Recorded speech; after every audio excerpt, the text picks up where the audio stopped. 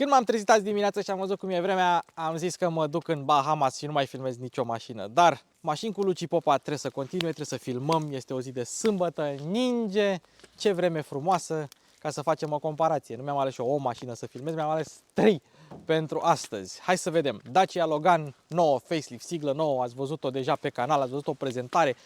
Dacă mai aveți nevoie de orice informație, aveți clipul pe canal. Ce trebuie să țineți minte este că nu prea mai există berline pe piață. Avem Loganul, avem Elantra, avem Octavia, avem Megane Sedan, avem ce mai, nici nu prea mai sunt, Toyota Corolla Sedan. Ei bine, prețuri fără rabla, sunt doar 3 mașini, 3 berline care costă sub 20.000 de euro.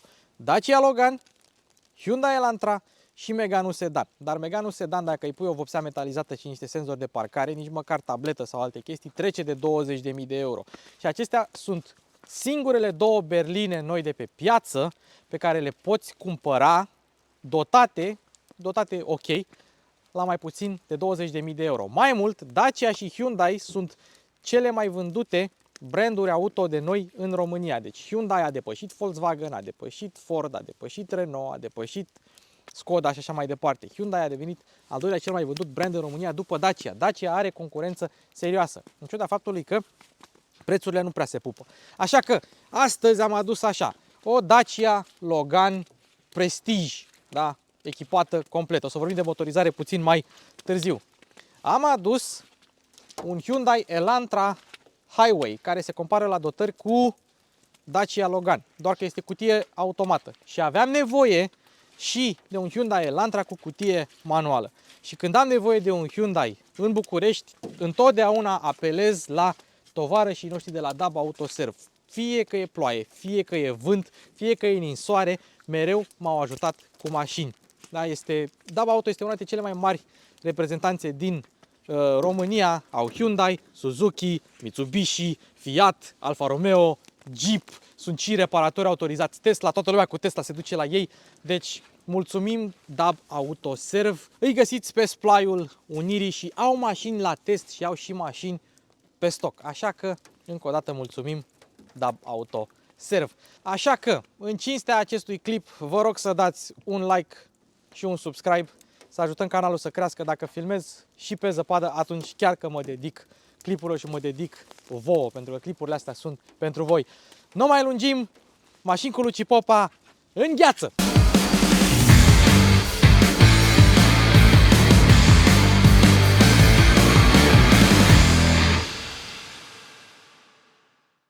Dar înainte de toate, ai o mașină mai nouă de 2010 și ești din București? Ce poți face cu ea? Simplu, ride sharing. Mașini cu Luci Popa are o flotă parteneră și poți face Bolt, Uber, Splash sau chiar Black Cab. Care sunt avantajele dacă te înscrii la această flotă?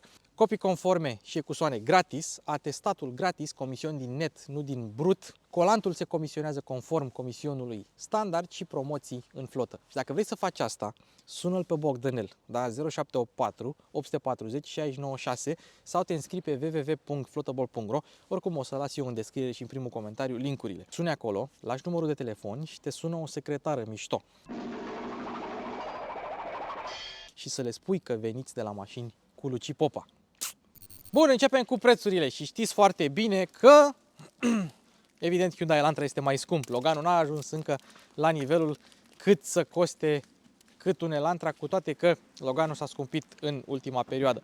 Un Logan Prestige 1.0, 90 de cai putere, dotat full, așa cum îl vedeți aici, costă, prețuri fără rabla, vorbim aici, fără rabla, rabla o calculați voi, vă scodeți voi dacă o luați pe rabla sau fără rabla, 16.110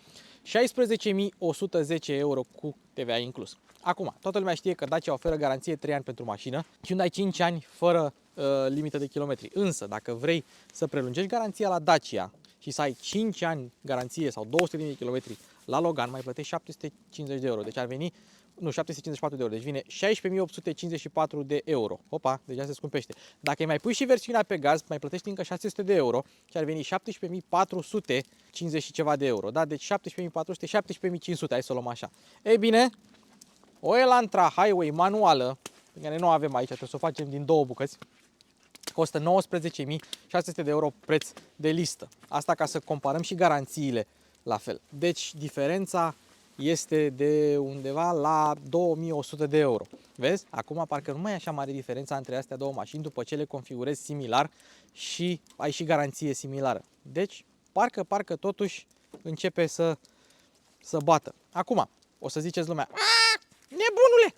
Unde e Fiat Tipo? Opa, Fiat Tipo nu se mai vinde în România în varianta berlină, doar hatchback, cross și station wagon. Și pe site-ul de la Fiat e o ofertă veche, cred că din pandemie, cu Fiat Tipo sedan, nu mai există. Intri pe configurator, te duci la dealer, nu mai există. Da, uitat eu o reclamă acolo pusă pe site-ul Fiat. Deci Fiat Tipo nu mai există. Și acum hai să vorbim un pic despre Meganul sedan. Meganul sedan este 19.150 de euro, 140 de cai, 1.3 TCE, varianta de bază, dar vine fără senzor de parcare și fără vopsea metalizată. Dacă e să le pui, treci de 20.000, deja nu mai are rost să vorbim despre el. Partea bună la Megan este că ai putere, 140 de cai. Acum, hai să vorbim despre preț pe calul putere. La Loganul de 17.450 de euro, da, GPL plus garanție mare, plătești 174 de euro pe calul putere. Ai de 100 de cai putere. Noi avem pe asta de 90 de cai putere, că așa am găsit-o. Deci, la Hyundai Elantra plătești 159 de cai putere, 159 de euro pe calul putere, că avem 123 de cai putere. Și la Meganul sedan, ăla de v-am spus eu mai devreme de el, plătești 136 de euro pe calul putere. Dar n-ai dotări. Adică ai un radio normal cu Bluetooth, nu ai mare lucru pe ea. Deși Loganul a crescut în ultima perioadă și s-a apropiat de 4 metri 400 lungime, tot din clasa mică face parte și tot pe platformă de clasă mică este făcută. CMF B Low Cost, Low Spec, platforma de Clio, doar că ceva mai ieftinuță puțin. Acum, 4 metri 400 lungime, este cu 2 cm mai lată decât Elantra, culmea, și este cu 7 cm mai înaltă. Și ampatamentul se vede că este mai mare la Elantra, pentru că este tot așa cu 7 cm. 7 cm fac diferența sau nu? Bărbații spun că da, femeile spun că da, acum voi spuneți mai departe. Iar Elantra este o berlină compactă lungă. Nu e la fel de lungă precum Skoda Octavia, dar are portbagajul ăsta și forma de... Hai să o arătăm. Și forma de cupea, așa.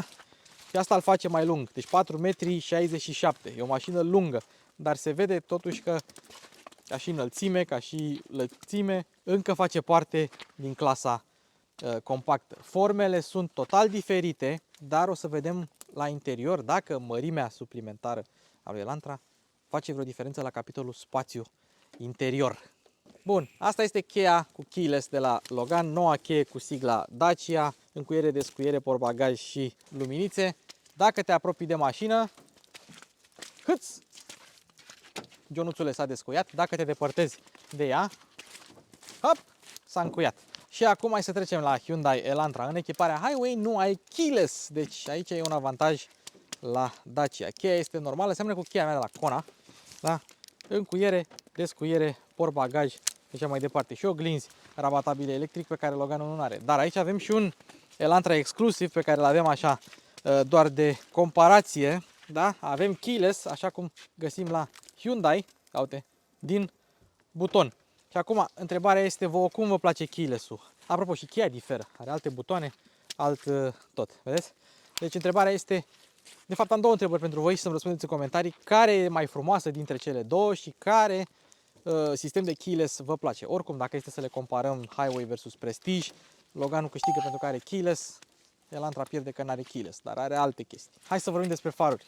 Orice Logan vine cu același faruri, nu poți să ai opțiune de faruri. LED, fază scurtă, lumini de zi cu LED, semnalizare cu bec incandescent, fază lungă pe halogen și lumini de ceață cu bec. Grila ați văzut-o, în celălalt clip al meu, nu mai vorbim despre ea. Noua schimbare Dacia, siglă cu alb frumos, da, cam așa arată Loganul cu luminile sale. La spate avem așa, stopuri care nu sunt cu LED, semnalizări care nu sunt cu LED și ceață care nu este cu LED, ci este pe o singură parte. Una din principalele diferențe între Logan și Elantra, faptul că Elantra e mult mai scundă. O să vedem mai târziu care e garda la sol la fiecare. Însă observați că genunchiul meu e aici și aproape ajunge la botul mașinii, pe când botul lui Logan este mult mai înalt. Acum, lumini de zi cu LED, faruri cu halogen și semnalizări cu bec. Acum, dacă este să compar LED cu bec, e posibil să aibă un avantaj Loganul. Farurile acestor două mașini nu diferă așa mult ca și luminozitate. Și pentru că Elantra are și lupă la halogen, aici o să dau egalitate. Deci punct pentru amândouă. Acum de amorul artei. Elantra exclusiv are faruri full LED, lumini de zi cu LED și aceleași semnalizări, deci nu au pus semnalizări. Însă, pe lateral, Logano are bec pe aripă, Elantra are bec pe oglindă. Și mai e ceva de menționat, Elantra pe niciuna din versiuni nu are ceață pe față, Logano are. Ce o face pe Elantra așa de frumoasă este banda asta LED. Deci avem lumini de zi, de fapt stopuri cu LED, semnalizări cu bec și marșarierul nu știu cu ce e. Cred că e cu LED totuși. Și avem și lumini de ceață aici jos cu LED ca la Formula 1. Deci dacă te uiți așa din unghiul ăsta unde mă uit eu, nu vezi. Vezi doar fulgii de zăpadă care cad și se înroșesc pe măsură ce ajung acolo. Ce efect mișto! O să mai stau din când în când așa ca să protejez microfonul, că dacă tot am la microfoane să nu le stric chiar din prima lună. Și avem așa, se știe că Logano are garda la sol ceva mai mare, însă nu știu exact cu cât, pentru că n-am găsit cifrele oficiale la Elantra. Decât să fac o greșeală, mai bine vă arăt așa. Și m-ați blamat câțiva în comentarii că ia uite că încurajez suitul pe borduri. Nu. Dar în București, spre exemplu, sunt multe parcări la bordură și dacă nu știi lungimea exactă a botului, e posibil să dai cu bara în bordură și eu de asta fac testele astea. Ei bine, la Logan ai 22 de centimetri, da, până la bordură, astfel încât dacă găsești borduri mici, poți să te urci pe ele, dacă găsești borduri mai mari de 22 de centimetri, nasol. Deci Sandero Stepway are oricum spațiu mai mare și jogger la fel. La Elantra, indiferent de mărimea jantelor, că am verificat la ambele, ai 22 de centimetri până la bară, dar mai are un lip acolo, sub bară, care e la 20 de centimetri. Deci Logano câștigă și la capitolul borduri. Logano e făcut la noi, la Mioveni, lângă Pitești, da, mașina românului, mașină de muncă. Hai să vedem cum se aude ușa când o închizi la nou Logan. Bam! Se aude mult mai bine decât la Logan 2. Elantra e făcută în Coreea. Hai să vedem. Ușa e mult mai grea la Elantra. Bam! Are un sunet diferit așa, dar n-are un sunet din ăla clanț, se aude thump, thump, thump. Ambele se aud bine, având în vedere greutatea ușilor, pe egalitate. Pe Logan Prestige ai jante pe 16, 195/55 pe 16. Pe Elantra Highway ai tot de 16, 205/55 pe 16. Deci sunt un pic mai late, în ciuda faptului că mașina e mai îngustă, dar nu cu mult. Și Elantra exclusiv are jante pe 17, 225/45 pe 17. Evident, e o echipare superioară, dar na, vi le-am arătat doar ca să vi le arăt că poți avea 17 pe Elantra, pe Logan rămâne la 16. Aici nu pot să dau puncte, nu pot să... Pur și simplu așa sunt dimensiunile. La Logan se vede cumva cum au scăzut costurile, în sensul că nu avem carenaj aici pe contraaripă în față și este posibil ca, uite, să intre zăpadă și murdărie și să ai probleme pe termen lung. Da, ambele au McPherson în față, punte pe spate, dar Loganul are tamburi pe spate. Pe când Elantra are discuri pe spate, discuri ventilate pe fața amândouă. Și vreau să fac un test de frânare dacă era uscat, dar nu pot acum, pentru că la cea mai mică frână mașina se duce sanie cu tot cu ABS, e numai zăpadă pe aici. Punct Elantra. Loganul fiind o mașină mai micuță, cântărește 1168 de kg, fix asta. Da? Elantra cu cutie manuală, da, 1265, deci 97 de kg mai grea. Și asta cu cutia automată e cu 20 de kg mai grea decât asta. Deci doar 20 de kg în plus, nu pierzi mare lucru la capitolul greutate, masă, dacă îți iei Elantra automat. Ambele mașini sunt folosite ca mașini de familie, ceea ce înseamnă că trebuie să intre copii, chiar și adulți, scaune de copii. Contează cât de mare e deschiderea ușilor, da? Hai să vedem. Și la Logan ai o deschidere cam așa. Hai să vedem Hyundai Elantra. Elantra are o deschidere mai mare. Nu cu mult, dar s-ar putea să facă diferența. Însă, e posibil ca Loganul să aibă totuși un acces ceva mai facil, fiind un pic mai înaltă. Dar, fiindcă vorbim strict de deschidere, îi dăm punctul Elantrei. Un lucru comun la ambele mașini este faptul că rezervorul sau clapeta se deschide de la o manetă din podea. Da, deci nu poți să apeși pe asta. Însă la Logan țineți minte că dacă nu aveți frână de parcare electrică, trebuie să deschideți bușonul cu cheia. Asta având frână de parcare electrică are alt bușon. Interesant, da? Pentru că cheia de Logan normală e o cheie normală. Pe când cheia cu keyless nu mai stai să mai desfaci cheia, să desfaci bușonul și așa mai departe. 50 de litri rezervor și am făcut un traseu de test cu ambele, același traseu, aceleași condiții, pe iarnă, pe ploaie, pe așa.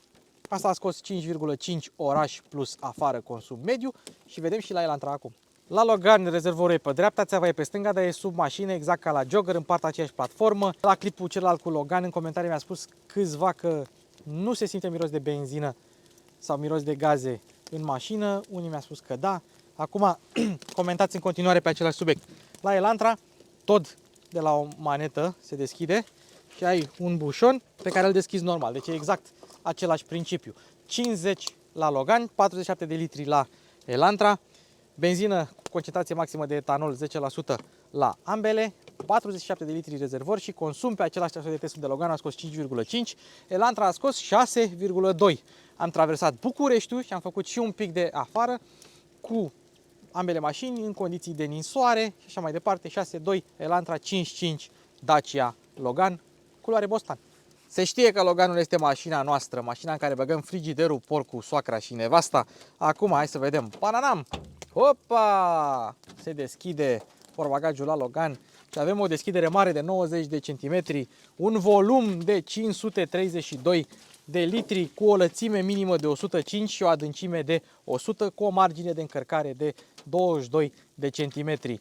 Deci un portbagaj mare, încăpător așa cum îi place domnului român și dacă vrei să o închizi, hop! Apropo, încă mai are chestia asta să nu se închidă din prima și vibrează portbagajul, dar nu mai vibrează cum vibra la primele Loganuri.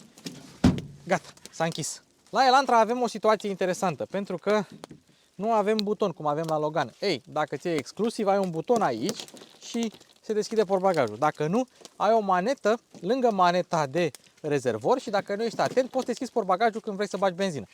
Și ți-ai apăsat și acum trebuie să ridici tu. Da? Volumul portbagajului este ceva mai mic, dar deschiderea, deși nu este la fel de înaltă, este mai lată.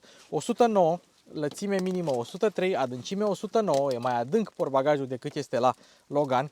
Lungimea în plus se vede, dar nu este la fel de înalt. Marginea de încărcare 23 de cm, 22 de cm a fost la Logan. Și la Elantra avem roată de rezervă, la Logan poți să ai fie kit de pană, fie roată de rezervă, fie butelie de GPL. Da? Și acum, hai să vă arăt o chestie. Nu ai mâner la Elantra de care să te ții, ceea ce înseamnă că trebuie să o închizi murdărindu-te. La Elantra mai ai posibilitatea să rabatezi bancheta de aici, de la această clapetă.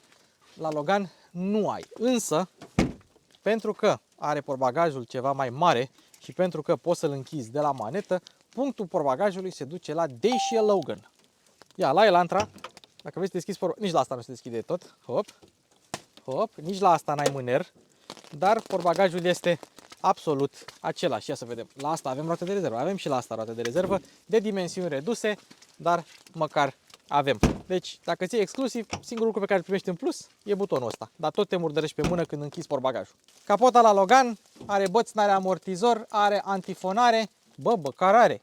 La Elantra aceeași poveste, băți și antifonare la capotă. Deci, similar. Pe Logan puteai să ai și un motor aspirat de 65 de cai putere. Momentan nu se mai vinde în România, dar în Germania încă se mai vinde sau pe alte piețe. Se vinde și 1.5 DCI în afara Uniunii Europene, la noi nu, pentru că n-am mai putut să o facă suficient de nepoluantă și suficient de ieftină cât să merite. Așa că poți să-ți iei acum doar 1.0 TCE cu 90 de cai putere, 6 trepte pe Prestige. Nu mai țin minte dacă GPL-ul pe confort are 5 trepte sau 90 de caiul benzină are 5 trepte pe confort. Ideea e că una din ele are 5 trepte, dar pe Prestige ai 6 trepte, 3 pistoane, 1 litru, turbo, injecție multipunct, deci poți să-i pui GPL, motor din aluminiu, distribuție pe lanț. L-am mai detaliat eu și în celălalt clip al meu cu Loganul sau în clipul cu Jogger. Nu mai stăm acum să intrăm în detalii că lungim clipul. Însă, pe această variantă ai 91 de cai putere, n-ai 90, de fapt 91 de cai putere, între 4600 de rotații pe minut pentru că e motor supraalimentat și e putere pe o plajă, cuplu Eșel pe o plajă 2100-3750 de rotații pe minut, suta în 12,3 secunde, viteză maximă 180 de km pe oră și acum o spun ca să nu uit, Loganul are treptele mai lungi decât Elantra pe cutie manuală. De ce? Nu știu să vă zic, dar cert este că va consuma mai puțin în regim de autostradă, nu neapărat că are treptele puțin mai lungi, că nu sunt diferențe foarte mari. Merita doar menționat acest fapt. Dacă vrei versiunea pe GPL, primești 10 cai putere în plus, 9 de fapt, și 10 Nm în plus la 170 Nm. Pe Elantra există vreo 10 motoare, însă nu la noi. La noi avem o singură motorizare, un Smartstream GD1.6, care e bazat pe fostul Gamma, motor tot așa din aluminiu, injecție multipunct, distribuție pe lanț, distribuție variabilă pe ambele motoare și la Logan. Însă are 4 cilindri și este aspirat, nu e supraalimentat. Și pentru că este aspirat, puterea maximă de 120 de cai putere e dezvoltată foarte sus, adică la 6300 de rotații pe minut. Și cuplul e mai mic decât la Dacia, 154 Nm la un cuplu de 5400, adică mai sus decât e cuplu maxim, mai sus decât e puterea maximă la Logan. Ceea ce înseamnă că motoarele astea se comportă diferit. Asta are cuplu intrinsec de motor mare, pe când Loganul are cuplu de motor supraalimentat și astfel în exploatare ele sunt un pic diferite. O să vedem la proba de condus. Fiind cu injecție multipunct, poți să pui GPL și pe Elantra, însă având o roată de rezervă de dimensiuni reduse, poți să-i pui o butelie de gaz din aia toroidală și scapi de orice griji. Dar nu știu ce să zic, cui să-i dau punctul la motor, pentru că Loganul consumă mai puțin, ăsta aș putea să spun că e un pic mai rafinat. Hai să zicem că câștigă Elantra pentru că are motorul ceva mai relaxat și cu 4 pistoane și implicit este mai echilibrat. Și acum hai să vorbim un pic despre siguranță. Când lucram eu la Autovantage, ce vremuri, am făcut eu un clip de ce are Loganul 2 stele la testele Euro NCAP, puteți să vă uitați acolo să aflați mai multe. Dar Loganul a primit 2 stele la testele de siguranță Euro NCAP. Elantra nu a fost testată, dar îmi e greu să cred că n-ar lua măcar 4. Aici și 3 cu indulgență, dar tot ar lua 4. Așa că un punct la siguranță merge la Hyundai. Hyundai nu prea face cost cutting la capitolul siguranță, mai au modele și cu 5 și cu 4 stele, dar cu 3 mai puțin. Până și 10 de parcă la 4 odată. Deci Hyundai Elantra câștigă la capitolul siguranță. Și niciuna din ele n-a fost testată la testul elanului. Deci n-am cum să spun și eu nu pot să fac testul elanului acum pe zăpadă că o să zburăm în copaci.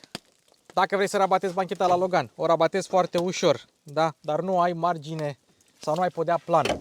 Apoi, Loganul are un țâmburuș aici prin care se prinde centura astfel încât ea să nu fie prinsă când rabatezi bancheta la loc. Bancheta e ușoară, se rabatează ușor. Hai să vedem și la Elantra cum e. La Hyundai Elantra, dacă vrei să rabatezi bancheta, trebuie automat să te duci în portbagaj. Deci, ieși din mașină, desfaci portbagajul fie din cheie, fie din podea, te duci acolo, tragi de mâner, desfaci bancheta, apoi o rabatezi. Nu ai nici aici podea plană, dar pragul nu e așa de mare cum e la Logan. O ridici la fel de ușor și ai un canal unde stă centura. Deci o soluție diferită prin care nu-ți poți prinde centura. Dar la capitolul rabatare banchetă, Dacia Logan câștigă pentru că poți să rabatezi bancheta dintr-un singur loc. Și dacă din întâmplare erați curioși, bă, exclusiv o avea, n-are. Exclusiv e la fel. Tot din spate se rabatează Leo Banchet. Bun, astăzi facem o rubrică specială, pentru că l-avem alături pe noi pe Eddie B, așa este pe YouTube. Salut. El face clipuri despre ride sharing și face clipuri și despre piese auto și cât costă întreținerea la astfel de mașini. Așa că l-am rugat frumos să scoată din configurator, din programele sale, niște piese pentru mașinile astea două. Hai să vedem, Eddie, bine ai venit. Salut! Așa, ia, fii atent. Deci, îți spun ce avem aici. Bun, hai să începem. Avem Logan 3 și Elantra, da? Logan 3 și Elantra, da. Amortizor față OE. Da. La Logan 400 de lei, deci 800 de lei fața. 800 de lei fața. La Elantra 980 de lei. Deci nu e diferența așa mare la astea. Așa, spatele OE 420 de lei, Amortizorul. la Elantra 580 de lei. Așa, tot nu e diferență mare. Așa, plăcuțele frână pe OE la Dacia 245 de lei pe față și la Elantra 620 de lei. De ce crezi că sunt așa mare diferență la o piesă ca asta, ca discul de frână?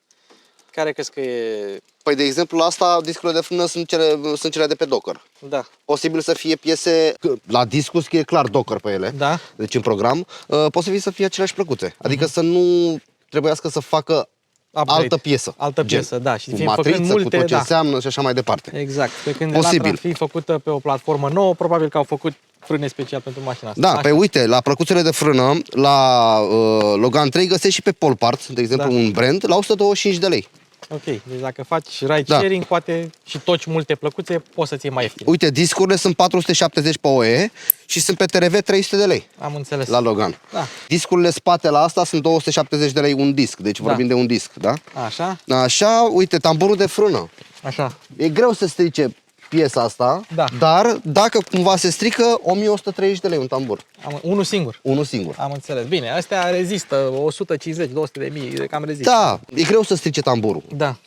Bine, oamenii le mai și refac, adică piesele dinăuntru, dar dacă vrei să-ți cumperi unul, atât costă. De exemplu, un ambreiaj. Da. La Logan, placă cu disc 1050 de lei, Da. vorbim de OE, nu Da, aftermarket. Și la rulmentul de presiune 1215. Mama mea. Deci rulmentul de presiune. Deci A căzut 2000. de sus. A căzut de sus. Doamne, doamne. Și, cine de pune? exemplu, avem la doamna aici de față 1260 placă cu disc și 775 de lei rulmentul. Deci este mai ieftin ambreiajul la... Da.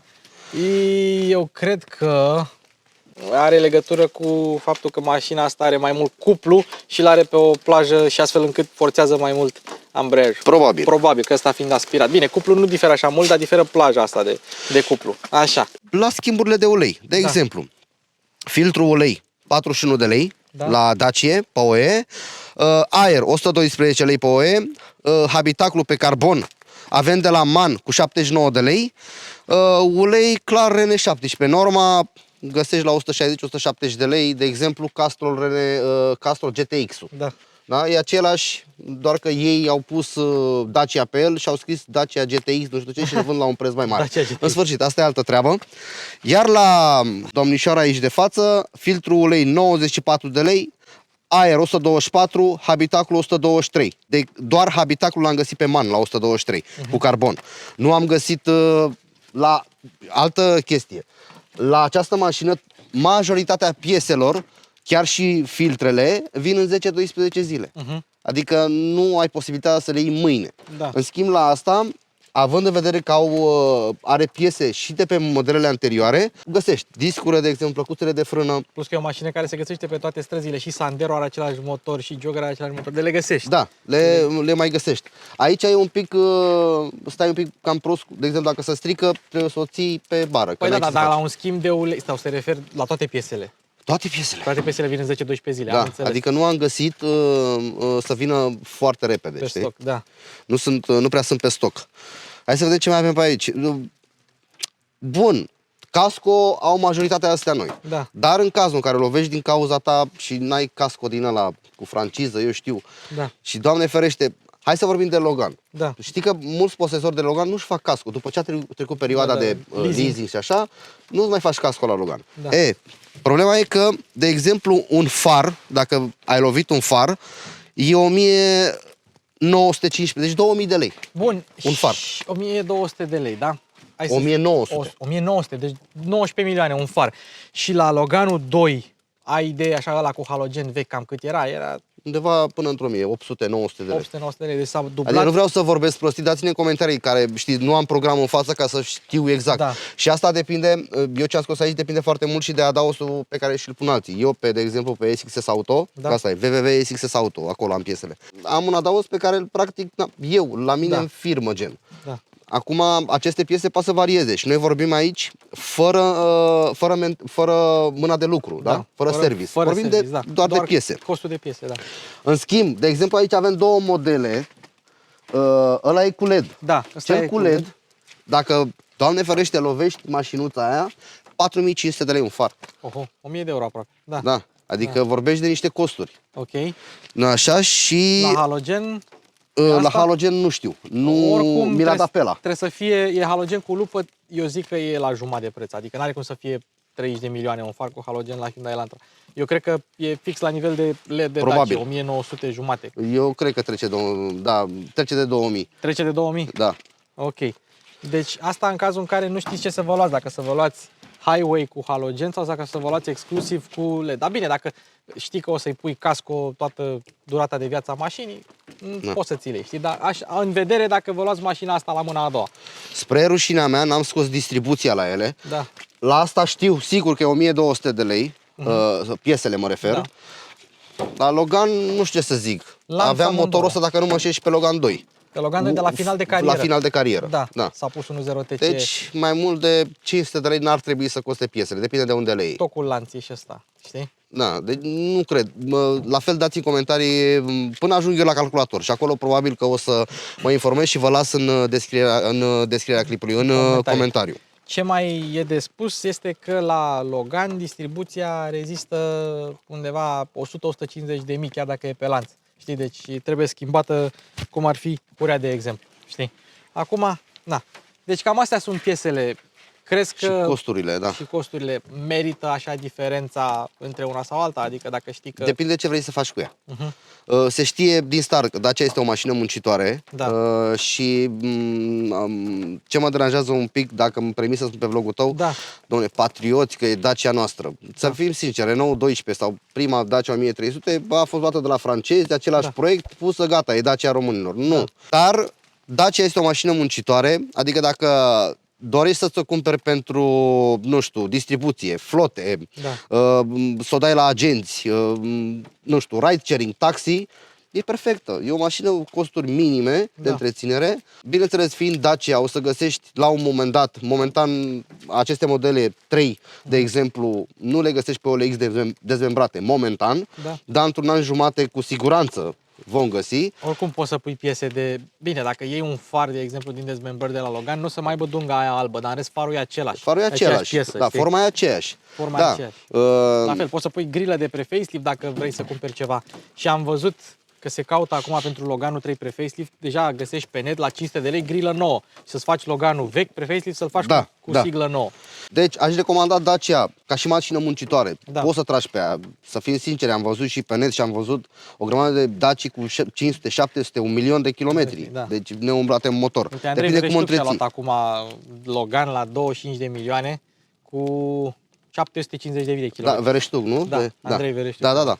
Sunt curios cum o să fie. Iar asta, da, este o mașină frumoasă, având în vedere la ce oferă ea ca și mașină, prețul de 19.000, 20.000 mi se pare decent, din punctul meu de vedere. O mașină tunabilă, arătoasă, dar având în vedere că asta are costurile din start mai mari la întreținere, automat și peste 5 ani le va avea mai mari.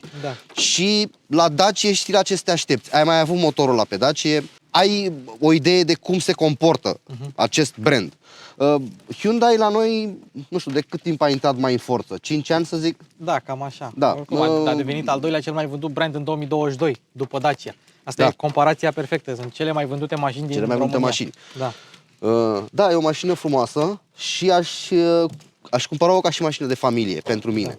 Edi, mersi. Cu plăcere. Edi B pe YouTube și mai zi o dată site-ul. SXS Auto. Pentru piese auto, face vloguri cu ride-sharing și costurile de întreținere la mașini. Acum, să continuăm vlogul. Începem la Logan cu materialele, da? Hai să vedem. Material tare, aici textil, tare, tare, tare și nu se zgârie nimic pentru că ăsta e plat. Tare, textil și material tare. În principiu ai material, și cotiera e moale, evident. Avem cotieră moale. Deci așa sunt materialele. Mulțumim Nelu Ciocănelu pentru ajutor la Elantra. Suntem în Hyundai Elantra, testul de materiale cu domnul Nelu Ciocănelu. Ia să vedem. Tare, moale, moale, tare, moale, moale, tare, tare, tare. Pe piano black evident că nu dăm. Cotiera moale. Mulțumim domnul Nelu Ciocănelu. Materiale mai bune în Elantra. Scaune volan. La Logan scaunele sunt mult mai bune decât la Loganul 2, mai confortabile, un pic mai ergonomice. O să vedem și la Elantra cum sunt. Șezutul e destul de lunguieț. Totul se reglează manual. Tetierele sunt subțiri, dar tari. Volanul îmi place, subțire. Comenzile audio sunt aici. Subțirel cu decupaje, se ține bine. 4 spițe, asta e un lucru pe care l-are în comun cu volanul de la Elantra. Se reglează manual pe adâncime și pe înălțime, evident la echiparea Prestige. Cred că doar la Access, care nu se mai vinde, nu puteai să pui volan reglabil. Am explicat în clipul meu cu celălalt Logan facelift ce s-a mai schimbat. S-au schimbat aici ornamentele, pe aici, pe aici, pe aici. Totul a devenit ceva mai satinat. Și la Sandero Stepway sunt și alte culori, depinde de ce echipare prinzi. Per total îți găsești poziția destul de ok. Ajungi la comenzi ușor, ambreiajul, totul ușor. Nu prea ai mari probleme la acest capitol. Scaunele Elantra sunt ceva mai confortabile, mai moi decât la Logan. Nu mai facem testul cu mingea de tenis pe vremea asta. Cu ceva mai multă susținere laterală, dar aici cumva nu are o pernă suficient de încăpătoare, așa, nu știu cum să-i zic. E sindromul Ford Focus, în care parcă au stat alții pe un scaun din ăla cu bile și nu se mai mulează pe corpul tău. Așa are și Ford Focus. La Logan parcă e altfel. Tetiera e mai moale la Elantra, se reglează manual și pe înălțime, volanul subțire cu decupaje, 4 spițe, butoanele foarte ușor, ergonomice, reglabil pe înălțime și pe adâncime. Între aceste două mașini, apropo, asta e echiparea Highway, da, echiparea cu care comparăm mașina, nu e exclusiv, dar nu e mare diferență între cele două. Câștigă, și scaunele la exclusiv sunt la fel. Eu știu ce să zic, câștigă Elantra, punct pentru Elantra, dar la limită. Ai poziția un picuț mai bună, aș spune eu, la volan decât în Logan, mai joasă, mai sportivă cumva. Na, câștigă, dar la limită din cauza pernei aici pentru scaun. Și acum spații de depozitare. Ia, încape o sticlă de 1 litru. Încape, bă, ia uite mă, încape petul de buceagă. Foarte bine. Alt detaliu, spațiu de depozitare aici nu avem. Aici mai avem un spațiu de depozitare pentru un telefon, dar dacă e prea mare s-ar putea să nu încapă. Încape sticla de... încape cotiera, încape sticla așa. Avem două sporturi de pahare, unul mic și unul mare, foarte tare. Și ăsta poate să încapă o sticlă mai mică pentru că e făcut astfel încât să aibă două deschideri. Deci, bravo, din punctul ăsta de vedere, bravo. Și dacă ai versiunea cu frână de mână manuală, atunci poți să faci asta. Și dacă vreodată nu-ți recunoaște cheia, o pui aici. Dar interesant e că au pus cheia fără keyless pe desen. Torpedou. Ce avem la torpedou? Un torpedou necapitonat, neiluminat, neamortizat, dar foarte adânc și aici avem un mic spațiu pentru alte chestii. Deci, ok. Spații de depozitare. Hai să vedem. Aici avem un mic spațiu de depozitare mai mare ca la Logan. Nu intră sticla de 1 litru cum intra la Logan. Intră cea de 0,5, dar la limită. Mai avem un spațiu de depozitare aici. Nici aici, în stânga, nu avem spațiu de depozitare. Da?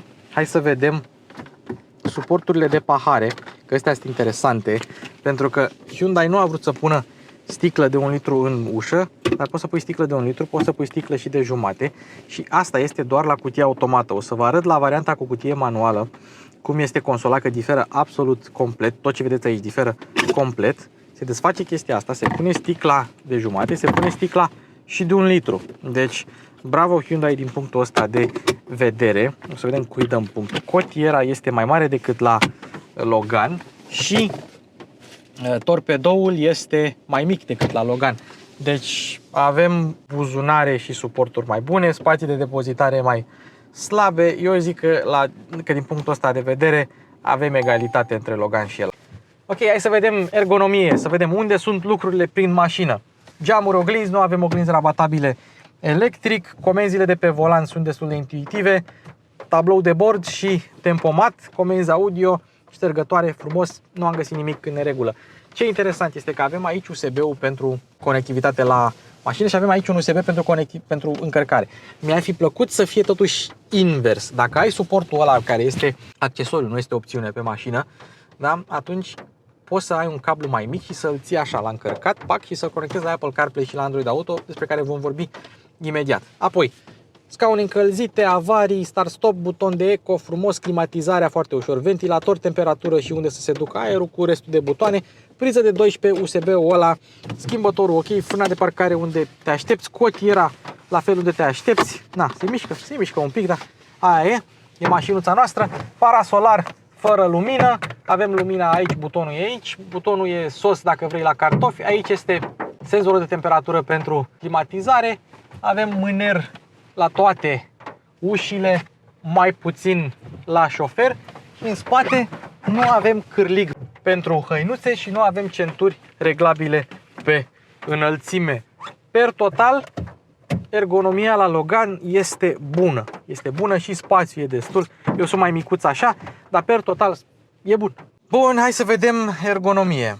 oglinzi și geamuri, inclusiv încuiere de scuiere la Logan era acolo, oglinzi rabatabile electric avem, luminozitatea la faruri aici la Logan era jos, ESP off avem aici la Logan, nu aveam deloc, butoanele de pe volan am mai zis foarte ok, comenzile pentru lumini și ștergătoare sunt unde trebuie, cheia e unde trebuie, la exclusiv avem aici un butonel, climatizarea pe 2 zone, volan încălzit, totul cu butoane exact așa cum trebuie, USB, încărcare și conectivitate, la Logan erau împrăștiate peste tot, consola centrală și aici avem o diferență, deci modul de rulare nu avem la cutie manuală. Butonul pentru camere o să o arătăm imediat, frână de parcare electrică la manuală e frână de mână normală și auto-hold, evident că la manuală nu ai auto-hold. Da, cam așa este ergonomia, hai să vedem și aici sus, parasolar cu lumină, dacă vrei să închizi lumina pur și simplu dai în buton, așa e făcută, avem sos pentru cartofi și aici, cam așa, mâner nu avem la șofer, avem în spate și avem și cârlig, dar avem cârlig doar pe stânga să spui haină, nu avem cârlig și pe dreapta să spui haină. Centurile de siguranță sunt reglabile pe înălțime, avem lumină și aici în spate și avem și mânerul ăsta de care se ține pasagerul. Așa, ca și asamblare pare un pic mai bine decât în Logan, de materiale am zis. Per total, la ergonomie câștigă la limită Elantra. Doamnelor și domnilor, avem un tablou de bord simplu. Apropo, luminița asta e de la radarul frontal pentru că e acoperit cu zăpadă și mașina nu-l vede. Aceeași chestie se întâmplă și la Elantra. Acum, e un tablou de bord simplu. Putem avea informații despre consum, autonomie, distanță și așa mai departe. Apoi, dacă vreți, mutăm imaginea și mai avem aici pentru presiune în anvelope, temperatura motorului, viteză și așa mai departe. E un tablou de bord simplu, nu prea ai ce să-i ceri. Dacă vreți să vedeți și versiunea pe GPL, aveți în celălalt clip al meu. E un tablou de bord bun. O surpriză plăcută este că la Elantra avem tablou de bord digital pe echiparea Highway. Interesant. Ia să vedem. În funcție de modul de rulare, asta e interesant pentru că la versiunea cu manual trebuie să schimbi tu din infotainment modul de rulare. Cel puțin așa era ultima dată când am condus eu. Rezoluția foarte bună și acum dacă vrei să umbli, ai așa, Driver Assistance, Sound, Convenience setări, ok, și la consum și restul imaginilor. Răspunde foarte bine, informații, culori, rezoluție, rată de refresh, totul e super ok, bate Loganul, deci tablou de bord câștigă Elantra, chiar dacă și Loganul n-are nimic în neregulă cu tabloul său de bord, decât că n-are roșu la turometru. Apropo, dacă vă întrebați ce e chestia asta, nu face nimic. La Hyundai Ioniq 5 acest panou este magnetic și la Hyundai Elantra N aici sunt modurile de rulare. Nu sunt acolo, că e cutie manuală și n-avea unde să-l pună și l-au pus aici. Deci, na, aici nu face nimic. Doar așa să menționăm. Doamnelor, domnișoarelor și domnilor, avem 3 sisteme de infotainment pe Logan. Avem Media Control, care e o aplicație, se pune în bord, avem Media Display, 8 inch, 4 boxe, Apple CarPlay, Android Auto, fără navigație și totul este pe fir. Și aici avem Media Nav cu navigație, dacă ai nevoie și de navigație, dar nu se intră în ea că nu folosește nimeni. Acum, Apple CarPlay și Android Auto se întâmplă și prin fir și prin cablu. Îmi place să am această opțiune, mie îmi place prin cablu. Dacă ar fi doar wireless, ar trebui să ții telefonul la încărcat, ar suge curent pe de o parte pe Apple CarPlay, ar băga curent pe o încărcare pe cealaltă parte, ceea ce înseamnă că s-ar duce durata de viață a bateriei la telefon și eu țin la durata de viață a bateriei. Deci la Logan ai opțiunea și îmi place că e cu cablu radio, media, telefon, vehicul, unde apare un Duster cu sigla nouă, setări vehicul și driving eco, acces, asistență la parcare, deci ai aici toate funcțiile, l-am mai arătat, driving eco, îți arată cât de eco ai mers. Așa, instruire eco, raport călătorie cu consumuri și alte chestii. Ok, ieșim de aici, la navigare nu mai mergem, dar hai să o arătăm dacă toți suntem aici. Navigație, se vede, merge destul de bine, dar folosește Apple CarPlay și Android Auto. Ia uite, Apple CarPlay, Android Auto răspunde bine, da, nu prea am ce să vă arăt. Ecranul este luminos, nu are cea mai înaltă rezoluție, dar este ok, atât timp cât am Apple CarPlay și Android Auto, plus că avem și scutăturile astea aici, dar nu avem rotiță de volum, trebuie să apeși aici sau, evident, pe controllerul ăsta, pe panoul de comandă care se află pe coloană. Deci, până la urmă, un sistem de infotainment corect și corect. Și ceea ce privește sistemul audio, Ăsta cu 6 boxe se aude decent. Evident, nu e la nivel de Harman Kardon, Bose, JBL și alte chestii, dar pentru un Logan se aude bine și cine are Logan poate să îmi confirme. Și nici ăla cu 4 boxe nu se aude rău, să știți. Bun, și acum sistemul de infotainment. Deci ai un radio de 3,8 inch în standard, ai un infotainment de 8 inch cu Apple CarPlay și Android Auto, 6 boxe mediu și la exclusiv Navi ai 10,25 inch, un sistem mult mai bun cu Apple CarPlay, Android Auto și sistem de sonorizare Bose, dacă nu mă înșel. Însă noi avem sistemul ăsta pe care ne interesează pe noi, aceeași diagonală cu Loganul. Hai să vedem. Deci avem așa, meniu cu widgeturi, toate meniurile, aici frumos, puține, phone media settings, scurtăturile aici, buton sau mă rog, rotiță pentru volum și pentru tuning la radio și poți să schimbi melodia de aici. Deci dacă ești în Apple CarPlay și Android Auto și de aia așa, poți să schimbi melodia, dar poți să schimbi și de pe din butoanele de pe volan. Acum, ce este de menționat? Sistemul audio se aude mai bine ca la Logan. Deci sistemul audio se aude mai bine decât la Logan. Însă, vreau să vă arăt o chestie.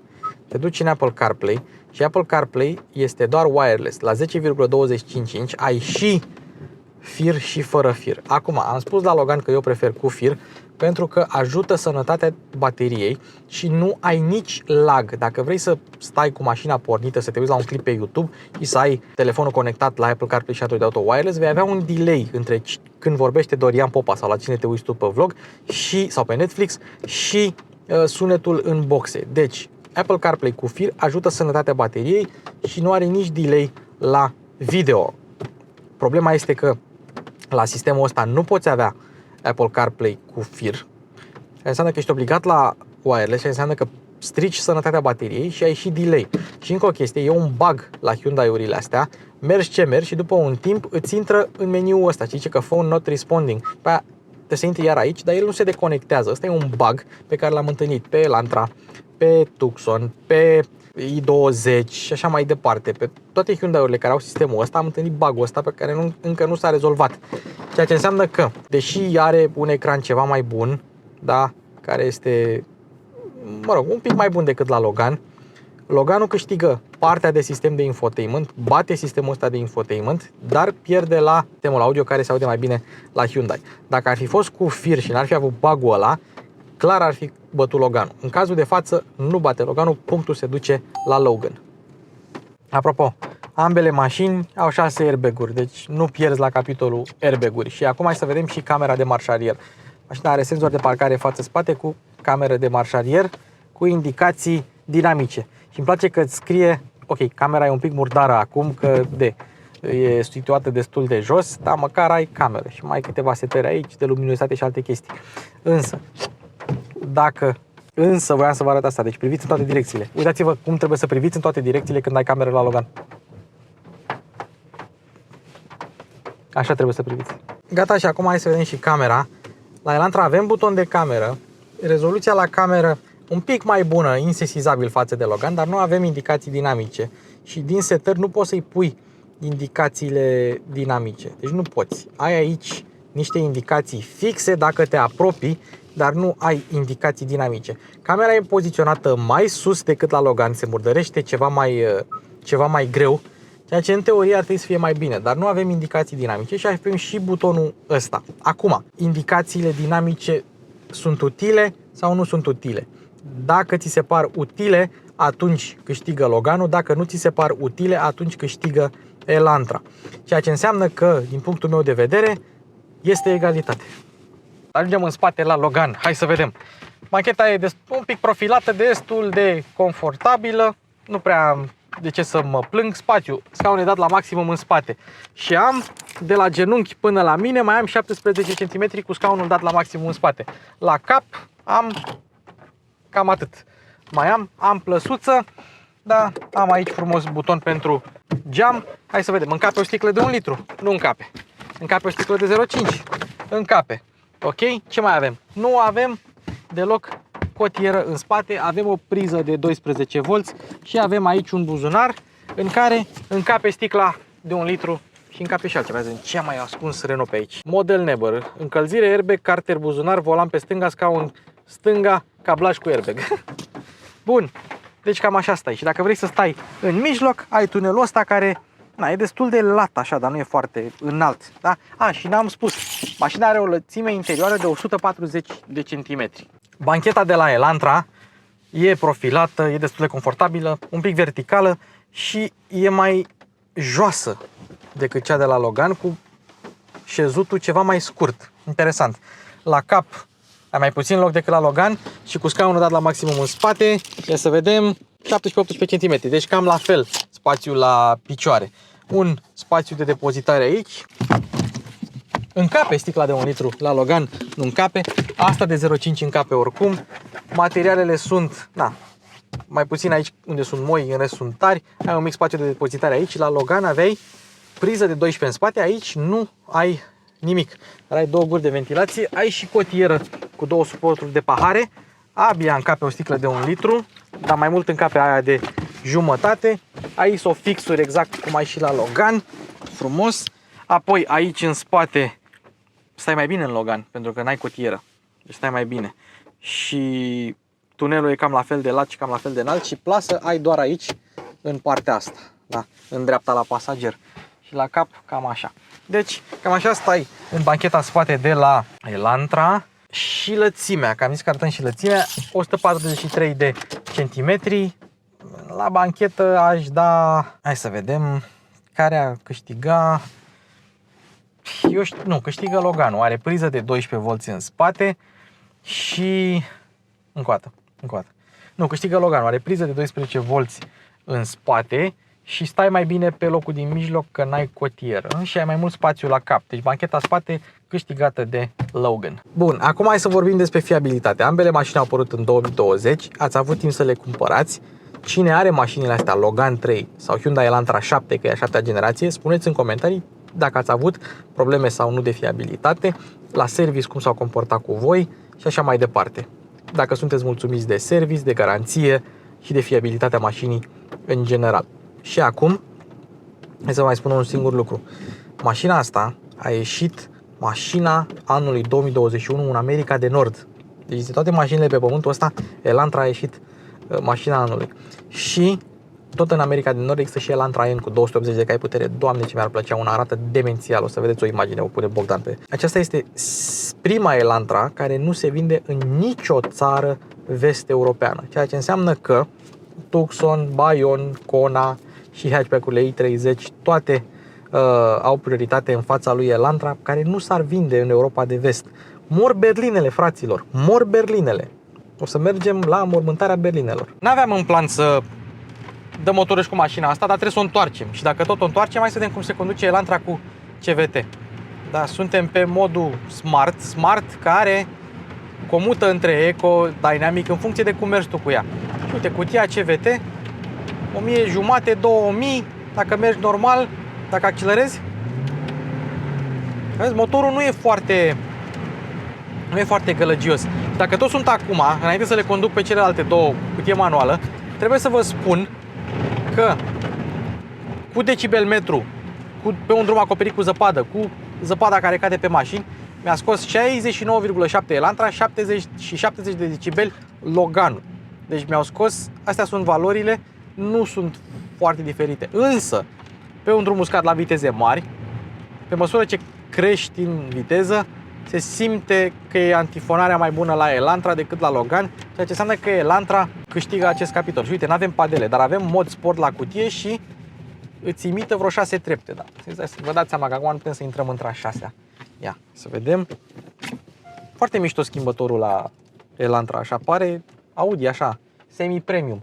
Și în general, pielea pe volan la Elantra se simte ceva mai bine. Ia să vedem. 4000 și ceva. Ca un CVT normal. Nu e mare scofală, da? Nu pot să spun că merge rău. Dacă vrei ceva cu cutia automată, am impresia că e 1000 și un pic de euro automata la Elantra și e 900 de euro CVT-ul la Logan. Dacă vreți automate, ambele au același tip de cutie automată, CVT. Încă o similitudine între cele două mașini.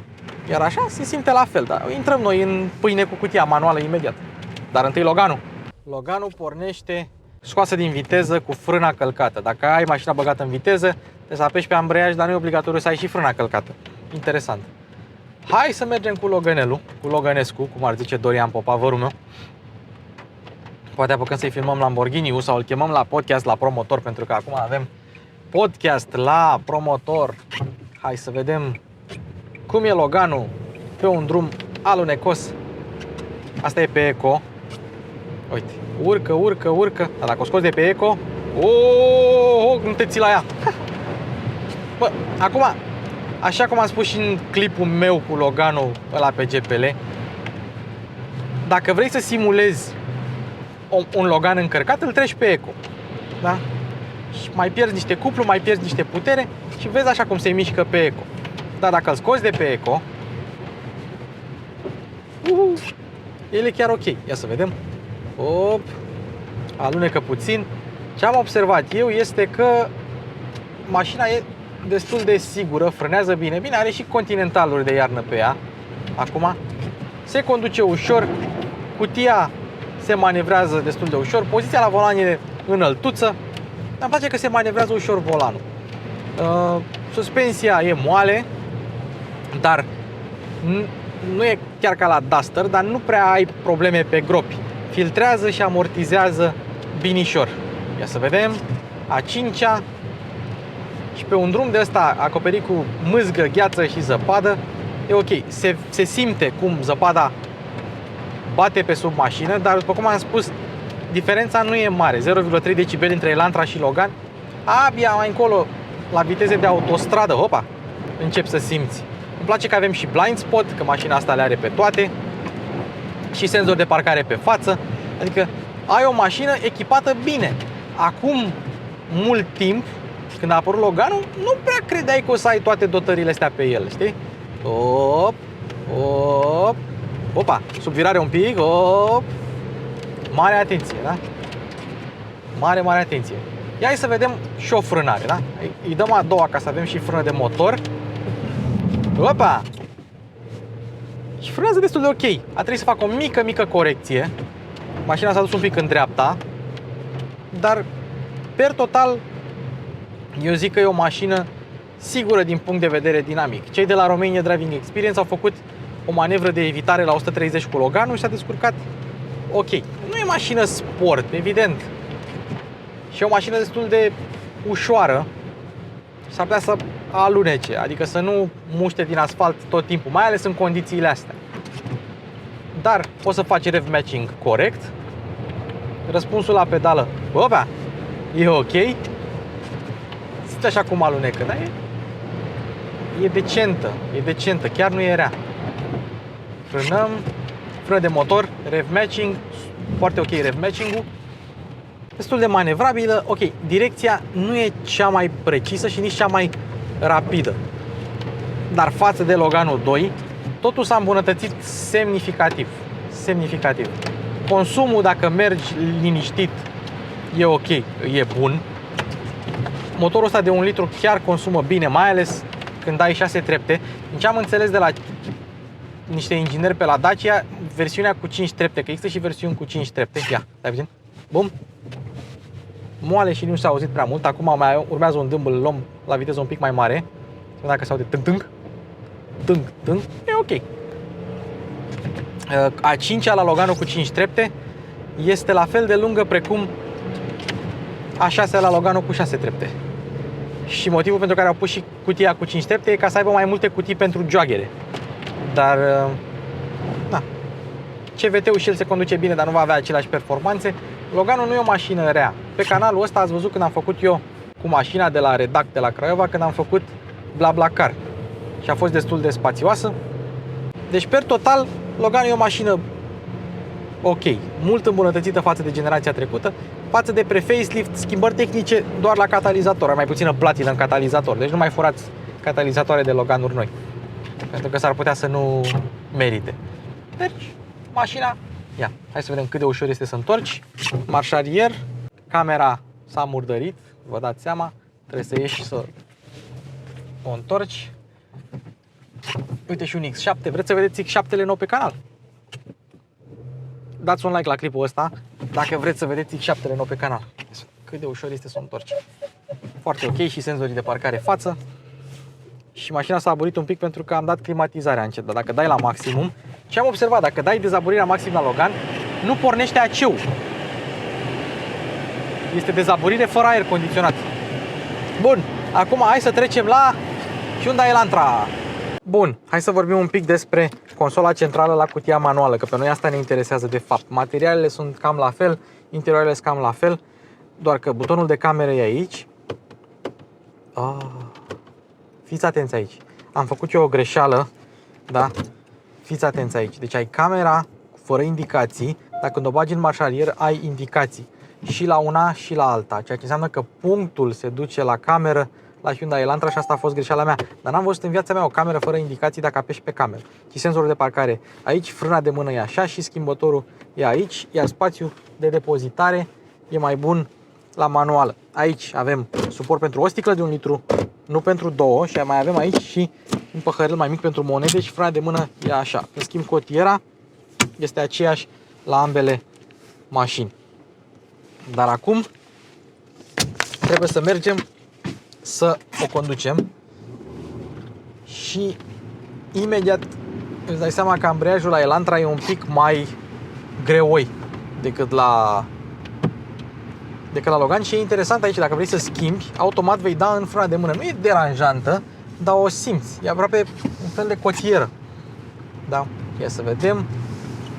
Mașina se simte că e aspirată, trebuie să o turezi, să urci în turații. Motorul e destul de silențios. Vizibilitatea, eu zic că e un pic mai slabă decât la Logan, dar nu cu mult. Oglinzile sunt mai mici, în rest vizibilitatea e bunicică. Stâlpii, montanții nu sunt foarte groși. Acum la mașinile mai noi, mai toate sunt groase prin zona asta. E ok. Poziția la volan e mai joasă, volanul se ține un pic mai bine în mână și mașina imediat o simți și cu jante pe 16 și cu jante pe 17 o simți un pic mai rigidă. Dar dacă ții jantele pe 16, deci echiparea highway, atunci mașina va fi un picuț marginal mai confortabilă. Direcția are mai mult feedback decât la Logan, e mai rapidă, e mai precisă. Ba chiar pe un drum uscat, mașina asta e mult mai engaging, mult mai plăcută la condus, chiar dacă e puținuț mai rigidă. Schimbătorul e mult mai mecanic, mult mai plăcut, adică am văzut mașini sport care nu au o astfel de cutie de viteze. E una dintre cele mai bune cutii de viteze manuale pe care poți să le cumperi la ora actuală, peste cutia de viteze manuală din Mazda 3, fără nicio glumă. Deci e fabuloasă ea. A 4-a, a 5-a și acum ai un pic de rev match, perfect. Schimbătorul e exact cum trebuie să fie, rotund, micuț, marșalierul este pe inel. Nu, per total e ok. Dacă vreți să vă spun care are ștergătoarele mai bune, că tot a plouat și a nins în continuu, Elantra are ștergătoarele puțin mai bune. Bun, vrei să intri într-un viraj, într-adevăr, mai multă încredere, mașina pare un pic mai plantată, e normal, e și un pic mai grea, are și anvelopele ceva mai late, centrul de greutate coborât, e altă experiență. Pe uscat, Elantra, din nou, e una din mașinile cele mai plăcute la condus la ora actuală. Chiar este, pentru o mașină de un astfel de calibru. Într-adevăr, trebuie să turezi mașina, dar nu cred că am zis performanțele. 10.6 până la 100 pentru manuală, 10.7 pentru CVT, pe când la Logan, dacă ți iei CVT-ul, atunci performanțele sunt semnificativ reduse. Într-adevăr, simți mai mult asfaltul și dacă mașina intră într-o subvirare, e corectată mult mai agresiv de ESP decât la Logan. Deci, per total, mașina se conduce mai bine decât Logan. Și aici intră punctul la Hyundai, plus punctul la antifonare, dacă este să vorbim de viteze mari. Se simte că mașina e mai rigidă decât... Dar asta este un plus la stabilitate. Probabil că pe drumurile României, dacă vrei un pic mai mult confort din partea suspensiei, atunci e clar că Loganul va avea de câștigat. Ai mai puține griji. Pe când cu asta, uite ce bine virează. Incredibil. Virează foarte bine. Chiar e ok. Frânatul, hai să facem și o frânare de urgență, că am făcut mai devreme. Deși am trecut pe aici cu 15 minute cu Loganul și s-a mai topit. Dar hai să facem și o frânare, îi dăm a doua să avem frână de motor. Frână. E tank. Dar pe zăpadă se comportă cam la fel. La ambele, dacă mergi cu pilotul automat și dă de o bucată de zăpadă mare, e bine, la ambele se va dezactiva pilotul automat. Și cam acesta a fost episodul. Dacă aveți întrebări și n-am zis ceva, vă rog să le adresați în comentarii. A fost un episod greu, dar până la urmă frumos de filmat. Sper că v-a plăcut. Mulțumim Dacia pentru mașină, mulțumim DAB Auto pentru Elantra. Puteți să o testați fix pe asta, să vedeți dacă am dreptate sau nu în ceea ce privește proba de condus, materialele și alte chestii. Spuneți-mi în comentarii ce mașină dintre cele două le-ați luat voi. Nu trebuie uitat nici sponsorul nostru de astăzi, flotaball.ro. Sunați-l pe Bogdanel dacă vreți să faceți ride sharing, ori cu Logan, ori cu Elantra, depinde cu care vreți. Sunt două mașini corecte. Loganul a făcut un mare salt față de generația trecută, dar și Elantra a făcut un salt cam la fel de mare. Și când am testat anul trecut pe AutoVantage, tot de la DAB Auto, Fiat Tipo și Hyundai Elantra, e clar că a bătut Elantra. Dacă ar fi fost să fac testul, bine, eu nu știu testul, nu știu scorul final, o să-l pună Bogdan pe undeva pe aici, scorul final e ăsta. Dar dacă era să facem Dacia Logan versus Fiat Tipo, ambele 1 litru 100 de cai, câștiga Loganul detașat. Vă spun sincer. Bun, și cam asta e. Sunt două mașini diferite, Elantra și cu Loganul, depinde de buget, depinde de performanțe. Într-adevăr, e o mașină mai rafinată și mai matură Elantra, dar și Loganul are avantajele sale. Încă o dată vă mulțumesc pentru atenție, mulțumim DAB Auto Serv, găsiți pe splaiul Unirii, mulțumim flotaball.ro, vă mulțumesc și vouă că vă uitați la mine. Mașini cu Luci Popa continuă și va continua mult timp de acum încolo, doar datorită vouă. Vă mulțumesc! Arrivederci!